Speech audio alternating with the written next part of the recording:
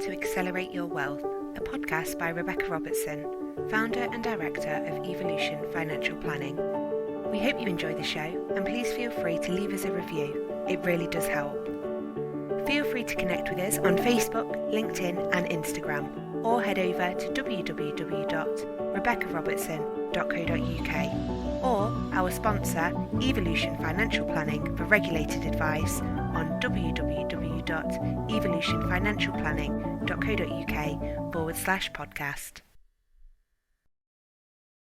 Hey. Today it's all about knowing your numbers. We all hear this, don't we? You should know your numbers. Yeah, I'm rubbish at them. No, I'm not that bad. I think I know the numbers that I know in my business are the things I need to know. I ignore the vanity metrics. A lot of people concentrate on things like their social media rankings or how many downloads I've got on my podcast. You know, they're sort of, you know, they're great, they're nice, and it's great for social media to share them, and people go, oh great, and that's great for that whole sort of vanity metrics. How many followers you have, how many downloads you have. And a lovely friend of mine called Sam Barefoot, she is a TikTok mastermind. She smashed Instagram before it was a thing. She smashed TikTok before it became, you know, a thing. And I don't even know her numbers, millions of views, millions of views. And I take my hat off to her. I'm absolutely incredible. And she teaches small business owners as well as bigger businesses on how to get more visible. So massive shout out to Sam. But what Sam does talk about is the fact that we mustn't get caught up in the vanity metrics of that social media, and we end up as business owners focusing on those things. Whereas so many business people I'm speaking to recently are struggling. Now, if you're not struggling, then amazing, good, brilliant. I'm pleased for you. Genuinely, I am. But there are times where people don't talk about it and they don't want to say, and that's not because they've got a bad idea and their business is failing. It just could be the markets and how consumer confidence and certain things that are going on worldwide or in the UK can affect businesses. It could be seasonal, for example, things you can't control. You know, it's Christmas, so your products are garden furniture. You know, so things can be not going so well, or it might be that you've got a lot going on at home and you've dropped the ball in a few areas because you've just not been able to manage everything, or you've got this, you know, loads of business coming in, but you almost are overwhelmed by the amount of work you've got to do and you're worried about letting people down. Like, people struggle in business for lots of different reasons, and we all have different problems. And last year I struggled because of what happened in Ukraine, the consumer confidence, what was happening in the UK, the recession that was coming, but supposedly, but never did. Actually, the markets rallied over the winter when was meant to have a recession. Now inflation's down, which is a whole other story. If you're in my weekly, if you receive my weekly email, which you can subscribe to, I'll pop a link below in the show notes. I just normally do like a weekly roundup. So I don't want to comment too much on what's going on in the markets, because when people listen to this, it's a little bit, time is out. But basically, inflation's gone down in April, 8.7, but the core inflation is actually quite high. So there's still concerns about recessions. So anyway, there's always these things going on, lots of noise happening, and those kinds of things can affect people. Like the banking, the early part of this year was going on with banks, that affected people. So last year for me in 2022, consumer confidence was really, really low. So I, on average, get anything from 20 to 30 leads a month. I know, it's crazy. And I'm going to grow the business, and I'm going to bring on new advisors, and I'm looking for a new administrator and all these great things. But I'm going to do it slowly. I've organically and definitely have the right people. That is for fact. I've made some mistakes about that in the past. That's a whole other story. Anyway, but it all does relate. So in business, we can have times of struggle, and I think I was open about it as much as I sort of felt I could be. But when you're in the storm, when you're in it, you sort of don't want to admit it, or you just want to get on with it and find a solution to the problem. You don't necessarily want to be moaning and bitching every day on social media. You sort of, you know, for me a lot, and I know a lot of people, it's just heads down, get what you can done. So knowing your numbers when you're in that state of mind is a very, whatever stressful state you're in, can be hard. What I did, and I recommend in any of these situations, whether it's, I mean, we can't control the garden furniture at Christmas kind of situation, but if you're overwhelmed because of your workload, if you've got a team member that's not stepping up, whether your leads have dried up, whatever it is that's going on in your business, knowing your numbers, that does bring you back to reality and actually understanding what the problem is. So there's many, without the vanity metrics. So when my leads dried up, I was still getting a huge amount of hits on my website. Like the number of hits on my website went down a little, but actually it was still very, very high. So this told me, and there were a lot of reoccurring people, the same people basically going back to my website. So this told me that it's not that I wasn't getting visibility, because people were still going on my website. I don't necessarily go too much on Facebook views or reach or likes or comments and etc. I tend to go, how many hits have I had on my website? And if I'm not getting eyes on my website, then that's when I know that I'm not, the visibility is reduced. So knowing what matters for your business in terms of your marketing metrics. So back then I was like, I just need to hang on. This is not an issue for me. It's not something I've changed, because we can change things and often it goes wrong. I have a 7-year marketing lead up, 7 years. Anyone could literally, it could take from someone knowing me 7 years before they buy from me. That's a long time. So I can't put so much focus on my social media in such a niche way, and I've been doing this for over 12 years, so I'll argue that point with anyone. But if you're in a business where your lead up time could be 2 weeks or 2 minutes, then yes, it's very different, and what you should be doing on social media is then very different, and how much time you're spending on social media should be very different. We all have our way of doing things, and I repurpose. I do as little as possible and I repurpose as much as I possibly can. They're my top tips. So for me, it's about my metrics on my website. So knowing my numbers on my Google Analytics and what is coming in on a regular basis and how many hits I have. And I know where most of my traffic comes from, and I therefore know what things I should be doing. So I just repeat the same things over and over. And I know if I stop doing those things, what happens. So, but if you're somebody that's, you're getting loads of leads coming in, and you know that your numbers are good and you're doing all the right things, fabulous. Then it's looking at, okay, what's my sales conversion? How many leads have I got coming in? And actually, how many of them am I converting? How am I converting them? Do I need to be doing everything myself? Should I have a salesperson? What does this salesperson look like? Actually, are they sales? Are they more customer service? Should there be someone else monitoring this email? How can I start to remove myself from the process so that I can do more of the things I need to be doing? And that's my constant question. How can I remove myself from this process? How can someone else be doing this?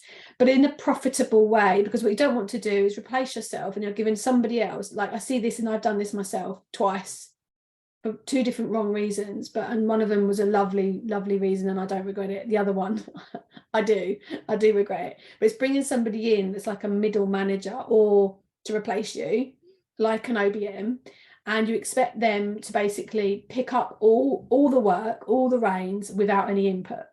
Now, I didn't do that, thankfully, but I see this happening quite a lot, where I see a lot of people employing OBMs. They don't give them a structure. They don't give them, you're not used to being a leader. There's a very different business thing, leading a business in terms of you running it, than you bringing people in and someone else running it and you then stepping away. But completely different skill sets. And there's a great person called Sky Barber. She's absolutely amazing. And also Lee Howes. They're great at leadership, and Sky does leadership design. So it's really sort of honing in on what your unique skill set is. Both are great. So go and check them out. So you can't always replace somebody to solve all your problems either. But knowing your numbers is about, okay, who can I afford and what do I need them doing? And that should be the job description. That should be the pure focus of this person. Rather than getting a VA to come in and just, do lots of little bits and pieces, You want their role to be revenue generating, not just to take a few headaches off. I mean, taking headaches away from you is great, but you know, having someone that's a lead generating, I think is really, really important. So knowing what your numbers are in terms of what you could afford. Now, for a lot of people, they worry that if I bring someone in, that's going to reduce their revenue. Well, put a time limit on it. Say, okay, I've got 2 months money to pay this person. I'll evaluate at the end of the 2 months.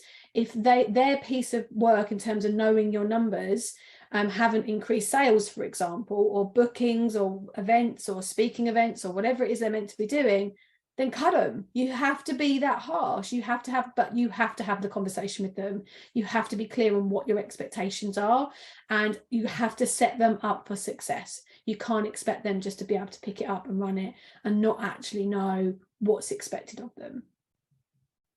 Regardless of their background and how good they say they are, you still are responsible for that.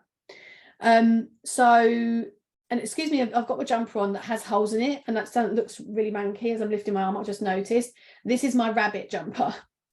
So I have a rabbit that likes to chew me, and I only wear this jumper when I'm cuddling Buddy because he makes holes in things. But I find it really comfortable, and I was all dressed in a nice top to come to my office, and then I was like, oh, it's really chilly outside, so I chucked this jumper on, and then I've just realised it's my rabbit jumper. So just keeping it real with my holes in my rabbit jumper. Back to that, knowing your numbers.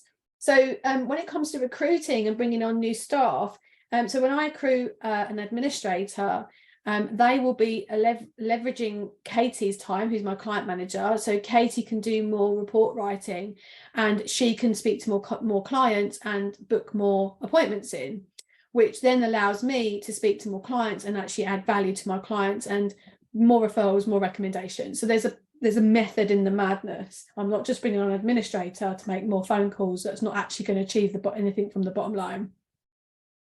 So knowing your numbers, it isn't just about your profit and loss sheet. It's also about, okay, what's going under the hood of my business? What things do I need to shift and change? So we have marketing, we have sales, 2 different things: lead generation and converting them into clients, and doing that in a way that clients want to come back for more and they feel looked after. Like, what is your client journey? I love that stuff. I love that. I love the psychology of all of that. I have my tea. My husband brought it in. This is a Blue Cow mug. Those that know Joe Davidson, I have my Blue Cow mug. And it's cold. I do put it in the microwave, but I don't have a microwave in my office, so I won't be doing that right now. So knowing your numbers, we have sales, we have marketing, we have leads, and then we have people that sign up to actually convert into profit. Now that's different for everybody. Sometimes the time scale, and like mine, can be after about 6 weeks, 8 weeks working with the client, and then they're invoiced when we give advice and we produce an advice report, or I produce a financial plan for them. For other people, it might be a monthly membership and you sign up for that and you pay it every month. For other people, it might be a 6-month coaching program and you pay over 3 months. Like, there's different points in paying.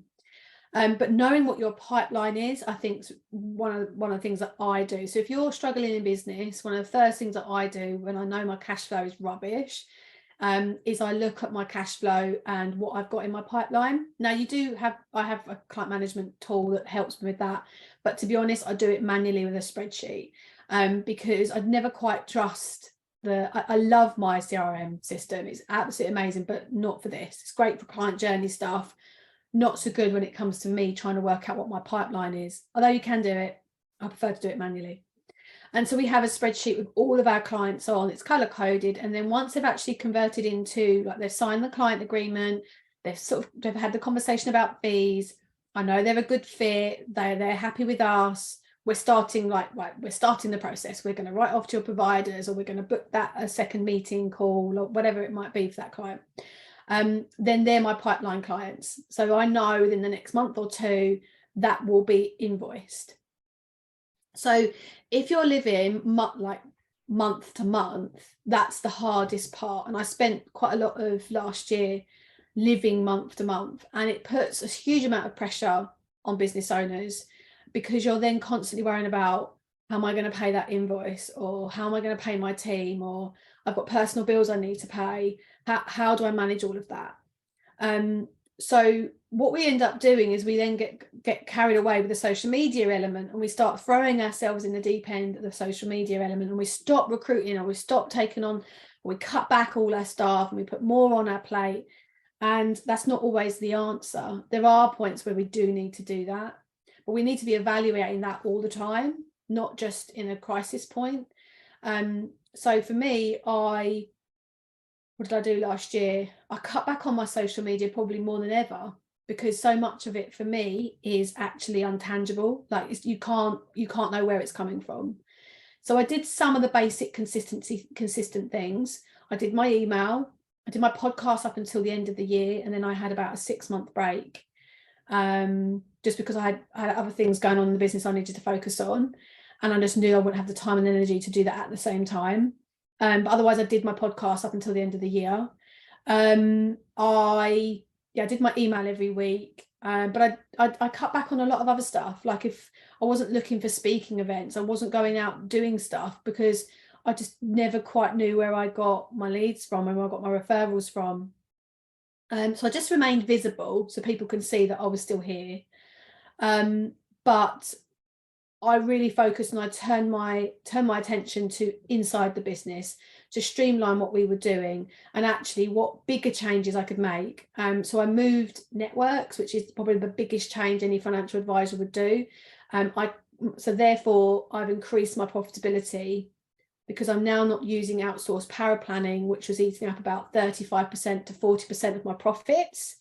I'm doing more in-house, and now I'm going to facilitate that even more with another administrator, which is still going to cost me less than outsourcing it to an outsourced power planner. I'm taking it in-house. And then my network were charging me an awful lot of money and an awful lot of time. They were taking up a lot of my time and they were charging me for it. So I got rid of them and I got a new one. And that was like 6 months of work for that all to come to fruition, which was the stuff I was working on inside. So you can only sometimes spin so many plates. But I know it needed to be done so that if we went into recession or if something happens, I was more profitable. So sometimes we've got to take a much bigger step back and bigger picture stuff. You know, if you're working with a mentor, you're not getting results, don't just be part of a mastermind because you think you have to. Create your own mastermind for free. Don't be signing up for ads or Facebook ads or Google ads if you're actually not getting any business from it. Stop chasing these magic dreams that are pitched by people that are in sales and marketing, by the way, very good at selling you this dream. Really look at you and your business and what's unique to you and your business to how you can make it more profitable. Whether how many likes you've got and how many people have downloads and how whatever, focus on the passion and the drive that you want to deliver for people, and the rest will come. So after those sort of metrics, when you have the sales, the marketing, the pipeline, the inquiries, the conversions, then the pipeline, then you start looking at more what your accountant would be looking at. But the biggest problem I see with business owners is that their accounts are done retrospective, and you're working with accountants that work retrospective. If you can work with a money coach or your accountant, or a service that your accountancy firm offers where you're running it on an ongoing basis. So I've got Thank you for joining us on today's episode of Accelerate Your Wealth. For further help or to connect with Rebecca directly, please head over to the website www.rebeccarobertson.co.uk, where you can find further information on our planner, book, and how to further maximise your wealth.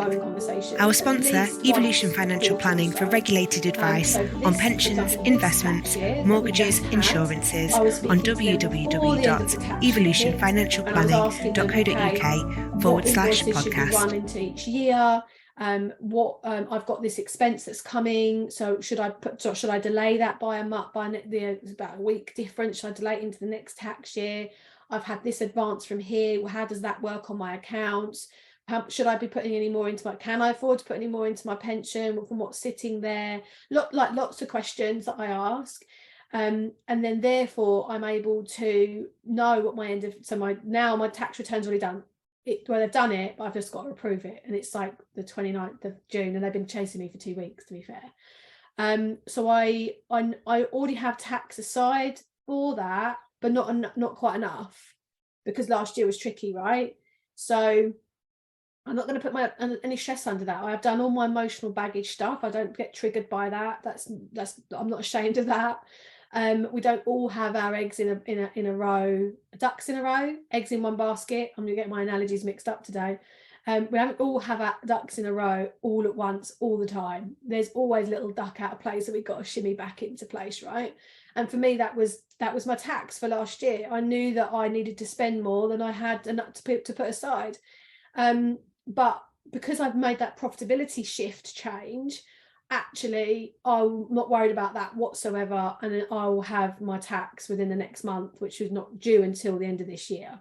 So, it's all good, right? It's all be okay. But that's because lead generation has picked back up again this year. I was consistent, and then leads, we had like 30 leads come in January. I would say not all of them that great. We had less in February, but the quality was better. And that's sometimes the unknown quantity with what I do. For me, I don't like to limit who I'm talking to. I could, if I wanted to niche really down into like really high net worth or something similar, but I don't. So I'm quite happy to talk to people from all walks of life, regardless of their bank balance. That's not my judgment on people. And so then when it came to my ongoing, so I use a bookkeeping system. And what I want to do more ongoing now, once I know my tax situation is caught up with itself, I'm able to look at my bookkeeping system and say, this is how much profit I've got in the business. So what I plan to do is keep paying myself the same amount. I'm not going to be drawing dribs and drabs out of the business anymore. That's the mistake I've made in the past. And almost like it's on my overdrive. Oh, I've got some profit in the business. I think I'll take some out now. That's great. Like if you've got a sort of a lifestyle kind of business, and there's different levels of that. You know, if you've got £5,000 profit, you might take £1,000 out. Or you've got 500 grand profit, and you might take £5,000 out. The percentage there is very different from one to the other. One, you know, one's tiny compared to the other one that's actually quite a large percentage. But also, what's my point? Hopefully I'm not waffling. I was saying, but I want to wait until the end of the year, and I want to have my tax for this tax year we're now in saved. Obviously I've done the end of tax year, and I actually want to get a whole year ahead of my tax. It'd be slightly projected, of course. And I also want not just 2 months or 3 months back up. I want to build 6 months back up in the business, because as I start to grow, I recognise that actually I'm going to need more backup. So if we have a couple of months that are a little bit quieter, it's not a problem, because cash flow is king. And so having cash flow in the business will be crucial when you've got a bigger team. And it removes stress as well. You know, you haven't got to worry about August or Christmas time. And then what I'll be able to do before the end of this tax year is I'll then say to my accountant, right, I'm now going to give myself a bonus. So I'm going to use it as, I will take a proportion of the profit and pay that to myself as a bonus. And hopefully it's enough to get a horse box. That's my plan. Don't tell my husband. That's ideal.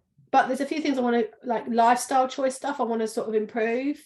You know, I have quite large outgoings. So I'm adding on to that by increasing that a little bit. So that would be also ideal. But one thing at a time, right? I'm really prioritizing, build up the savings, make sure you've got loads of the tax put aside, and get ahead. And sometimes that's hard when you can only do, this is the thing with money, you can only do things in certain phases. So it's really hard. Like people say to me, should I be paying into a pension right now? I can't afford it. Well, yeah, like even if it's a tenner, just do it because it's a tenner. But you can't necessarily be putting tens of thousands or hundreds of thousands in when you're still trying to clear debt. But there is a catalyst effect that if you then spend 5 years just clearing debt, as an example, or just building up your savings, or just saving for a rainy day, and then you don't do the other things, you'll need to invest more later. So that's all you have to recognize, that period of time where you were not doing it, you'll have to make up for it later. So I believe in a bit of a balanced effect when it comes to financial planning. But when it comes to in your business and you're trying to achieve certain goals, it's really hard for you to increase your salary, save for your tax, save for emergency, invest, and give yourself a pay rise. Like you can only do certain things in certain times. So you have to be honest with yourself and do a bit of a reality check and ask, where am I? You might have been somewhere else 2 or 3 years ago, but where am I now? Because businesses change and businesses grow. And as you grow, those, like I said, those ducks can need aligning again. You might have taken on some more debt, and you might be behind with your tax, and you might not have saved enough, or you might not have enough backup because now you have more staff on board. Whatever it is where you're at, be honest with yourself. And so when it comes to knowing your numbers, I every month, if not every week, I'm regularly looking at my bank balance compared to my due outgoings that are due to go out, and then what I've got spare. And I love the profit first model, but also for a lot of people, if you haven't read it, there's a book called Profit First. Google it, you'll find it top of Google, top of Amazon. And there are some amazing, actually trained by the person that wrote the book, like Hetty, for example, who actually trained and qualified to implement profit first models. And actually Hetty has a training course if you're more of a hands-on rather than reading a book person. But it's quite unique. Most accountants, if they've not gone through that training, won't know. So you might then have to speak to more of a coach who coaches it. They might not be accredited by Mike, who wrote the book. So I'd more encourage you to use someone that's accredited to the model. But what the principle of it is that you have your money going into one account and your bills going out of another account. So effectively, you transfer across enough to the account where the money is going out each month, and that account sort of runs at nothing. And then you also have another bank account for your tax. So each month money goes across to your tax. And then obviously you have your salary coming out. So you might pay yourself a basic wage.